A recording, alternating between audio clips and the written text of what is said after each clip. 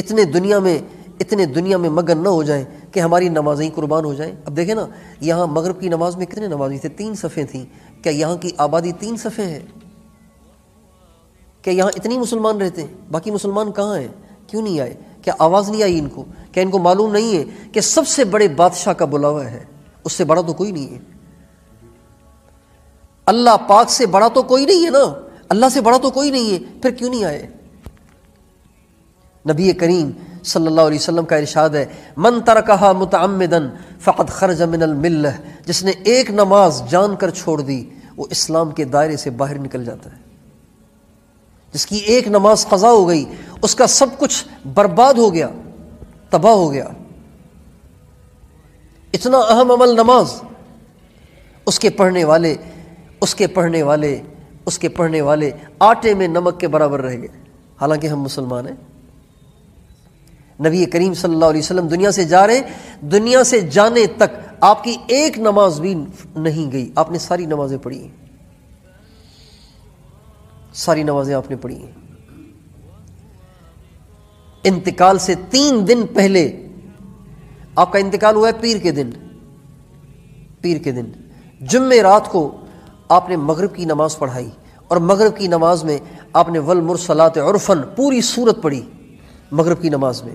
حالانکہ مغرب کی نماز میں چھوٹی چھوٹی صورتیں پڑھی جاتی ہیں، مغرب کی نماز میں چھوٹی چھوٹی صورتیں، الم تر، لیلاف، انا اعطینا، قل واللہ، تبت یدا، یہ صورتیں پڑھی جاتی ہیں۔ آپ علیہ السلام نے اس مغرب کی نماز میں جو جمعرات کو آئی تھی، آپ نے والمرسلات عرفاً جیسی لمبی صورت پڑھی، 29ویں پارے کی آخری صورت۔ اس کے بعد پھر آپ گھر تشریف لے گئے، اور اس کے بعد بھی آپ کی طبیعت سنبھلی نہیں، بگڑتی ہی چلی گئی، کمزور ہی ہوتی چلی گئی۔ اس کے باوجود بھی جب کبھی آپ دیکھتے کہ 2 آدمی کے سہارے سے بھی جا سکتا ہوں، تو 2 صحابہ کے کندھوں پہ آپ کے ہاتھ ہوتے تھے، آپ کے پاؤں زمین پہ گھسٹ رہے ہوتے تھے، اور آپ جا کے مسجد میں نماز پڑھا کرتے تھے۔ پیر کا دن ہے، انتقال کا وقت قریب آ گیا ہے، چاشت کا وقت ہے۔